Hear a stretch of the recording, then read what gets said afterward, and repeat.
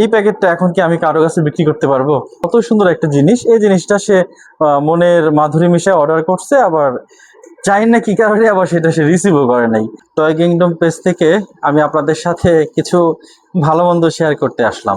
সবাই বলে ব্যবসায় শুধু লাভ আর লাভ, আসলে ব্যবসায় লাভ, লস এবং ঝুঁকি সবকিছু থাকে।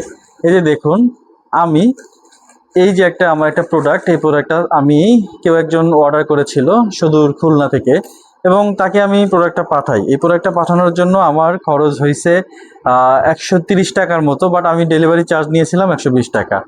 এই প্রোডাক্টটা সে কোনোভাবেই গ্রহণ করে নাই। জানি না কেন গ্রহণ করে নাই, সেটাও জানাই নাই। হয়তো তার কাছে টাকার প্রবলেম থাকতে পারে, হয়তো কোনো কারণে সে তখন খুলনায় উপস্থিত ছিল না, বাট সে ডেলিভারি চার্জটাও দিয়ে দেয় নাই, যার কারণে এই জিনিসটা আবার আমার কাছে যখন রিটার্ন আসছে আমাকে আবার পুনরায় টাকা দিয়ে নিতে হয়েছে। মানে আমার এই প্রোডাক্টটা খুলনায় গেছে এবং আসছে, এর কারণে রেডেক্সকে, মানে এই কোম্পানিকে আমাকে 195 টাকা দিতে হয়েছে। এটা আমার সম্পূর্ণ লস। এরপরে আসেন প্রোডাক্টের কথা বলি।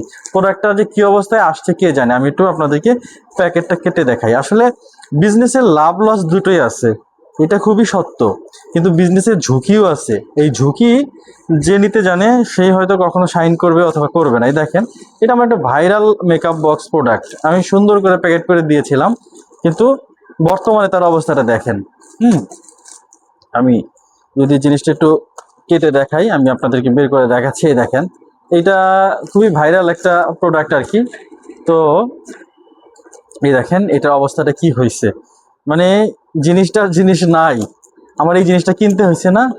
এই জিনিসটা আমি যে টাকাটা বিক্রি করছিলাম, আমার এই যা লাভ করতাম হয়তো বা সেটাই যাতায়াত করা দিয়ে চলে গেছে। তাহলে চিন্তা করেন, এই জিনিসটাই দেখেন, জিনিসটা অক্ষত রয়েছে, কিন্তু প্যাকেটটার অবস্থা কি হয়েছে।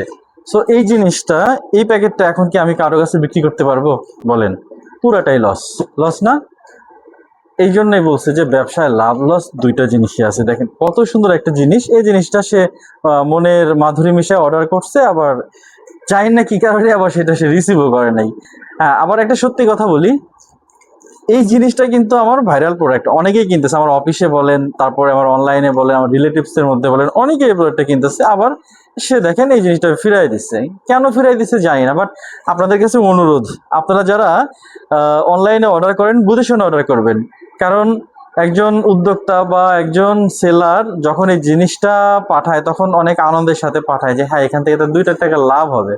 কিন্তু পক্ষান্তরে লাভ তো দূরের কথা, যখন আরো পুনরায় এর জন্য টাকা দিতে হয় তখন কেমন লাগে। যাই হোক, আপু আপনাকে ধন্যবাদ, আপনি এই প্রোডাক্টটা রিসিভ করেননি। কেন রিসিভ করেননি সেটাও এখনো জানান নাই আমাকে।